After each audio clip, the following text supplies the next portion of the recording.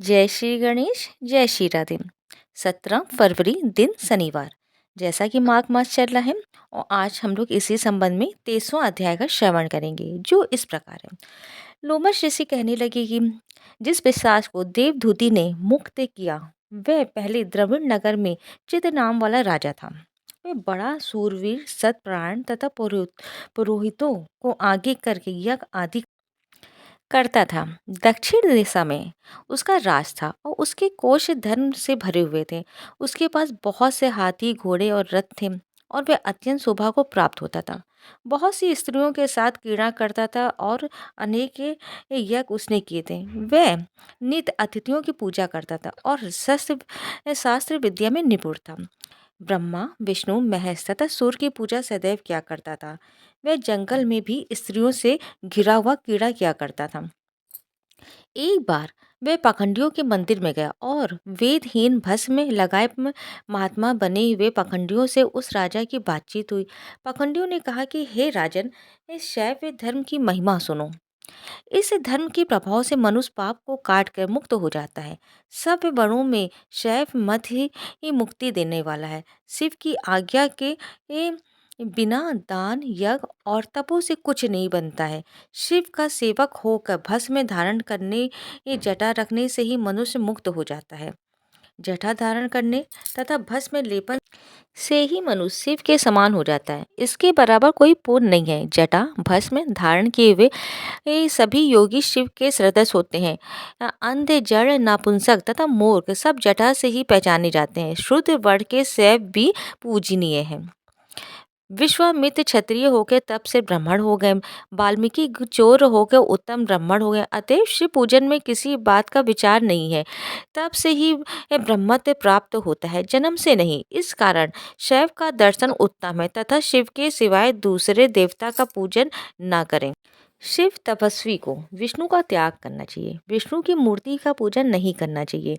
विष्णु के दर्शन से शिव का द्रोह उत्पन्न होता है और शिव के द्रोह से रौरवादी नरक से मिलते हैं। इसी से भव सागर से पार होने के लिए विष्णु का नाम भी नहीं लेना चाहिए। शिव भक्त निसंग होकर जो शिव से प्रेम करता है वह कैलाश में वास करता है, इसमें कुछ संदेह नहीं है। इस धर्म का पालन करने वालों का कभी नाश नहीं होता है। इस पाखंडी के ऐसे वचन सुनकर राजा ने मोह में आकर उनका धर्म ग्रहण कर लिया और वैदिक धर्म को त्याग दिया। वह श्रुति स्मृति ब्राह्मणों की निंदा करने लगा। उसने अपने घर के अग्नित्रों को बुझा दिया और धर्म के कार्य बंद कर दिए। विष्णु की निंदा और वैष्णव से द्वेष करने लगा और बोला, कहाँ है विष्णु, कहाँ देखा जाता है, कहाँ रहता है, किसने देखा है। और जो लोग नारायण का भजन करते उनको दुख देता था। पाखंडियों का मत ग्रहण कर राजा वेद, वैदिक धर्म, व्रत, दान और दानियों को नहीं मानता था। अन्याय से दंड देता। वह कामी राजा सदा स्त्रियों के समूह से घिरा रहता और क्रोध से भरा रहता। गुरु तथा पुरोहितों के वचनों को नहीं मानता। पाखंडियों पर विश्वास करता हुआ उनको गांव, हाथी, घोड़े, सुवर्ण आदि ही देता था। उनके सब कार्य करता, भस्म धारण करता और मस्तक पे जटा रखता था। और जो कोई विष्णु का नाम लेता उसको मृत्यु का दंड दिया जाएगा। ये ढिंडोरा उसने पिटवा दिया था। उसके भय से ब्राह्मणों तथा वैष्णव ने उस देश को छोड़ दिया और दूसरे देशों में चले गए। सारे देशवासी केवल नदी के जल से जीते थे। जीविका से दुखी होकर वृक्ष आदि नहीं लगाते थे, ना ही खेती बाड़ी करते थे। प्रजा अन्न के अभाव से गला सड़ा अन्न भी खा लेती थी। आचार विचार अग्नि क्रिया सबको छोड़कर काल रूप की तरह वह राजा शासन करता था। कुछ काल पश्चात उस राजा की मृत्यु हो गई और वैदिक रीति से उसकी क्रिया भी नहीं की गई। ये यमदूतों से अनेक प्रकार के दुख उठाता रहा। कहीं लोहे की कीलों पर से चलाना पड़ा, कहीं जलते अंगारों पे चलना पड़ा। जहाँ सूर्य अति तीव्र था और न कोई छाया का वृक्ष था, कहीं लोहे के डंडों से पीटा गया, कहीं बड़े बड़े दांतों वाले भेड़ियों और कुत्तों से कटाया गया। इस प्रकार दूसरे पापियों का हाहाकार सुनता हुआ वह राजा यमलोक में पहुंच गया। इस प्रकार आज का अध्याय यहीं पे हम लोग समाप्त करते हैं। कल इसके आगे का अध्याय सुनेंगे। और अगर आपने मेरी पहले की कथाओं का श्रवण नहीं किया है तो मेरे चैनल पे उसकी माघ माघ की लिस्ट बनी हुई है, प्लेलिस्ट है, आप वहाँ जाके इसका श्रवण कर सकते हैं, क्योंकि संपूर्ण कथा सुनने से संपूर्ण कथा का ज्ञान भी होता है और संपूर्ण फल की प्राप्ति भी होती है। जैसा कि गुप्त नवरात्रे चल रहे हैं, आज हम सुनेंगे सिद्ध कुंज का स्त्रोत। और चैनल पर अगर आप पहली बार आए हो तो चैनल को सब्सक्राइब अवश्य कीजिएगा और कमेंट में जय श्री राम करके लाइक कीजिएगा और वीडियो को ज़्यादा से ज़्यादा शेयर कीजिएगा, क्योंकि ये भी एक पुण्य कार्य होता है। जैसे हम लोग प्रसाद का वितरण करते हैं, अच्छी कथाओं का भी हम लोग को ज़्यादा से ज़्यादा शेयर करना चाहिए, ताकि दूसरों तक की ऐसी अच्छी वीडियो पहुँच सके। जय माता दी। आज हम लोग गुप्त नवरात्रि की श्रृंखला में सिद्ध कुंजिका स्त्रोत का पाठ सुनेंगे, जो इस प्रकार है। शिव जी बोले, देवी सुनो, मैं उत्तम कुंजिका स्त्रोत का उपदेश करूंगा, जिस मन के प्रभाव से देवी का जप पाठ सफल होता है। कवच, अर्गला, कीलक, रहस्य, सूत, ध्यान, न्यास, यहाँ तक कि अर्चन भी आवश्यक नहीं है। केवल कुंजिका के पाठ से दुर्गा पाठ का फल प्राप्त हो जाता है। ये कुंजिका अत्यंत गुप्त और देवों के लिए भी दुर्लभ है। हे पार्वती, सवयोनी की भांति प्रयत्नपूर्वक गुप्त रखना चाहिए। ये उत्तम कुंजिका स्रोत केवल पाठ के दौरान मरण, मोहन, वशीकरण, स्तबन और उच्चाटन आदि अभिचारिक उपदेशों को सिद्ध करता है। मंत्र: ओम ऐं ह्रीं क्लीं चामुंडे विच्चे। ओम गुलुं हुं क्लीं जुन सा ज्वलय ज्वलय ज्वल ज्वल प्रजल प्रजल। ऐं ह्रीं क्लीं चामुंडे विच्चे ज्वल हं सं लं शं फट स्वाहा। मंत्र में आए बीजों का अर्थ जानना न संभव है, न आवश्यक और न वचनीय, केवल जब पर्याप्त है। हे रूप स्वरूपनी, तुम्हें नमस्कार है मधुदैत्य को मारने वाली देवी, तुम्हें नमस्कार है। कैटव विनाशिनी को नमस्कार है। महिषासुर को मारने वाली देवी, तुम्हें नमस्कार है। सुम का हनन करने वाली और निसुम को मारने वाली देवी, तुम्हें नमस्कार है। हे महादेवी, मेरे जप को जागृत और सिद्ध करो। अहंकार के रूप में षष्ठी रूपनी, हिरिंग के रूप में षष्ठी का पालन करने वाली, क्रिंग के रूप में काम रूपनी तथा अखिल ब्रह्मांड की बीज रूपनी देवी, तुम्हें नमस्कार है। चामुंडा रूप में तुम चंड विनाशिनी हो और अहंकार के रूप में वर देने वाली हो। विजय रूप में तुम निधि अभय देती हो। इस प्रकार ऐंग हिरिंग क्लिंग चामुंडे विच्चे, तुम इस मन का स्वरूप हो।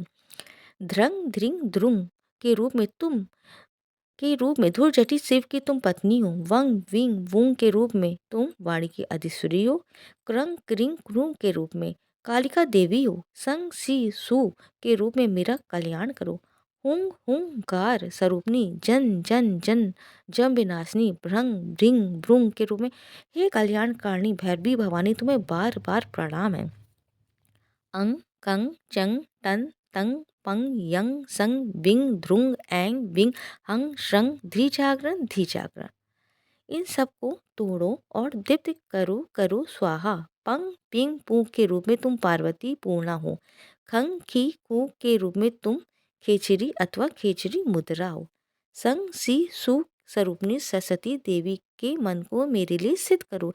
ये कुंजिका स्त्रोत इस मन को जगाने के लिए है। इसे भक्तिहीन पुरुषों को नहीं देना चाहिए। हे पार्वती, इस मन को गुप्त रखो। हे देवी, जो बिना कुंजिका के सप्तशती का पाठ करता उसे उसी प्रकार सिद्धि नहीं मिलती जिस प्रकार वन में रोना निरर्थक है। इस प्रकार श्री रुद्यामल के गौरी तंत्र में शिव पार्वती संवाद में सिद्ध कुंजिका स्त्रोत संपूर्ण हुआ। अगर आपको मेरे द्वारा किया हुआ पाठ पसंद आता है तो जय माता दी कमेंट्स में लिख के चैनल को सब्सक्राइब करके वीडियो को ज़्यादा से ज़्यादा शेयर करके लाइक कीजिएगा। जय माता दी। आज हम माघ मास के अध्याय के साथ में गजेंद्र स्तोत्रम भी सुनेंगे, क्योंकि इसके सुनने से हमको माघ मास के कथा का पूरा फल प्राप्त होता है। हिंदू धर्म के प्रथम ग्रंथ श्रीमद् भगवद गीता के तीसरे अध्याय में गजेंद्र स्तोत्र पढ़ने को मिलता है। इसमें कुल 33 श्लोक दिए गए हैं। हिंदू धर्म के अनुसार इस स्तोत्र का जप करने से जीवन में किसी भी प्रकार की परेशानी से तत्काल मुक्ति मिल जाती। इस स्तोत्र में हाथी और मगरमच्छ के साथ हुए युद्ध का वर्णन किया गया है। तो और हम लोग भगवान श्री हरि का ध्यान करके इसका श्रवण करते हैं। शुक्र जी ने कहा कि बुद्धि के अनुसार पिछले अध्याय में वर्णन किए गए रीति से अपने मन को नियंत्रित कर और हृदय को स्थिर करके गजेंद्र अपने पिछले जन्म में याद किए गए सर्वोच्चकार और बार बार जाप किए जाने वाले स्त्रोत का जाप करने लगा। गजेंद्र ने मन ही मन श्री हरि को ध्यान करते हुए कहा कि जिनके प्रवेश शरीर और मस्तिष्क चेतन की तरह व्यवहार करते हैं, ओम द्वारा लक्षित और पूरे शरीर में प्रकृति और पुरुष के रूप में प्रवेश करने वाले उस सर्वशक्तिमान देवता का मैं मन ही मन स्मरण करता हूँ, जिनके सारे ये पूरा संसार टिका हुआ है, जिनसे ये संसार अवतरित हुआ है, जिन्होंने प्रकृति की रचना किया और जो खुद उसके रूप में प्रकट हुए, लेकिन इसके बावजूद भी वो दुनिया से सर्वोपरि और श्रेष्ठ है। ऐसे अपने आप और बिना किसी कारण के भगवान की मैं शरण में जाता हूँ।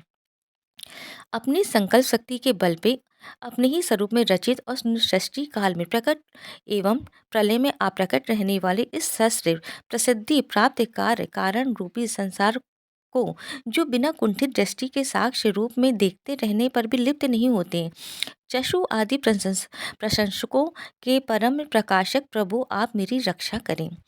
बीतते गए समय के साथ ये तीनों लोगों को और ब्रह्मा आदि लोक के पालों के पंचभूत में प्रवेश कर जाने पर और पंचभूतों से लेके महापुरुष सभी कारणों में उनकी परम करुणा स्वरूप प्रकृति में मगन हो जाने पर उस समय दुर्यर और घोर अंधकार रूपेण प्रकृति के बच रही थी, उस अंधकार से परे अपने परम धाम में जो सर्वव्यापी भगवान सभी दिशाओं में प्रकाशित होते रहते हैं, वो भगवान मेरी रक्षा करें। विभिन्न नाटकों रूपों में अभिनय करने वाले और उस अभिनेता के वास्तविक स्वरूप को जिस प्रकार से साधारण लोग भी नहीं पहचान पाते, उसी तरह से सत्य प्रधान देवता और महर्षि भी जिनके स्वरूप को नहीं जान पाते, ऐसे में कोई साधारण प्राणी उनका वर्णन कैसे कर सकता है। ऐसे दुर्गम चरित्र वाले भगवान मेरी रक्षा करें। अनेकों शक्ति से मुक्त सभी प्राणियों की आत्म बुद्धि प्रदान करने वाले सब के बिना कारण हित अतिशय और साधु स्वभाव ऋषि मुनि जन जिनके परम स्वरूप को देखने की इच्छा के साथ वन में रहकर अखंड ब्रह्मचर्य तमाम अलौकिक व्रतों को नियमों को के अनुसार पालन करते, ऐसे प्रभु मेरी गति है वह जिनका हमारी तरह ना तो जन्म होता है और ना जिनका अहंकार में कोई भी काम नहीं होता है, जिनके निर्गुण रूप का ना कोई नाम है और ना कोई रूप है, इसके बावजूद भी वह समय के साथ इस संसार की सृष्टि और प्रलय के लिए अपनी इच्छा से अपने जन्म को स्वीकार करते हैं। उस अनंत शक्ति वाले परम ब्रह्मा परमेश्वर को मेरा नमस्कार है। प्रकृत आकार रहित और अनेक के रूप वाले अद्भुत भगवान को मेरा नमस्कार है। स्वयं प्रकाशित सभी शाक्त परमेश्वर को मेरा सत सत नमन है। वैसी देव जो नम्र वाणी चित्तवृत्तियों से परे हैं, उन्हें मेरा बारंबार नमस्कार है। विवेक से परिपूर्ण पुरुष के द्वारा सभी सतो गुणों से परिपूर्ण निवृत्ति धर्म के आचरण से मिलने वाले योग मोक्ष सुख की अनुभूति रूपी भगवान को नमस्कार है। सभी गुणों के स्वीकार शांत रजोगुण और स्वीकार करके अत्यंत तमोगुण को अपना कर मूढ़ से जाने वाले बिना भेद और हमेशा सद्भाव से ज्ञान धनी प्रभु को मेरा नमस्कार है। शरीर के इंद्रिय के समुदाय रूप में सभी पिंडिकों के ज्ञाता सबों के स्वामी और साक्षी स्वरूप देव आपको नमस्कार है। सबों के अंतर्यामी प्रकृति के परम कारण लेकिन स्वयं बिना कारण भगवान को मेरा सत सत नमस्कार है। सभी इंद्रियों और सभी विषयों के जान कर सभी प्रतीतियों के कारण रूप संपूर्ण जड़ प्रपंच और सबकी मूलभूत अविद्या के द्वारा सूचित होने वाले और सभी विषयों में अविद्या रूप से भसने वाले भगवान को मेरा नमस्कार है। सबके कारण लेकिन स्वयं बिना कारण होने पर भी बिना किसी परिणाम के होने की वजह से अन्य कारणों से भी विलक्षण कारण आपको मेरा बार बार नमस्कार है। सभी वेदों और शास्त्रों के परम तात्पर्य मोक्ष रूपी और शेष पुरुषों की परम गति ये देवता को नमस्कार है। वह जो त्रिगुण रूपों में छुपी हुई है, ज्ञान रूपी अग्नि वैसे गुणों में हलचल होने पर जिनके मन मस्तिष्क में संसार को रचने की वृत्ति उत्पन्न हो उठती हो और जो आत्मा तत्व की भावना के द्वारा विधि निषेध रूप शस्त्र से भी ऊपर उठे हो, जो महाज्ञानियों महात्माओं में स्वयं प्रकाशित हो रहे, ऐसे भगवान को मेरा नमस्कार है। मेरे जैसे शरणागत पशु के समान जीवों के अविद्या रूप व फांसी को पूर्ण रूप से काट देने वाले परम दयालु और दया दिखने में कभी भी आलस नहीं करने वाले भगवान को नमस्कार है मेरा।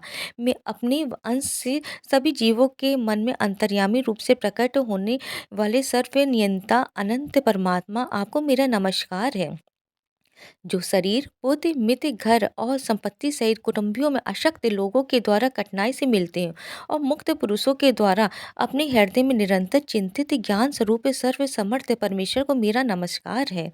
वह जिन्हें धर्म में अभिलिषित भोग के धन और मोक्ष की कामना से मनन करके लोग अपनी मनचाही इच्छा पूर्ण कर लेते हैं, अभी तो जिन्हें विभिन्न प्रकार अयाचित भोग और अविनाशी पार्षद शरीर भी देते हैं, वैसे अत्यंत दयालु प्रभु मुझे इस प्रकार की विपदा से हमेशा के लिए बाहर निकाले।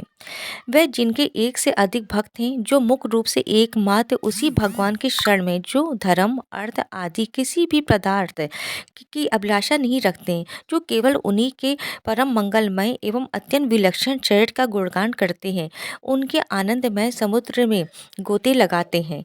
उन अविनाशी सर्वव्यापी सर्वमान ब्रह्मादि के भी नियामक भक्तों के लिए भी हमेशा प्रकट होने वाले भक्ति योग द्वारा प्राप्त अत्यंत निकट होने पर भी माया के कारण अत्यंत दूर महसूस होने वाले इंद्रियों के द्वारा अगमय और अत्यंत दुर्विज्ञ अंतर रहित लेकिन सभी के आदि कारक और सभी तरफ से परिपूर्ण उस भगवान की मैं स्तुति करता हूँ।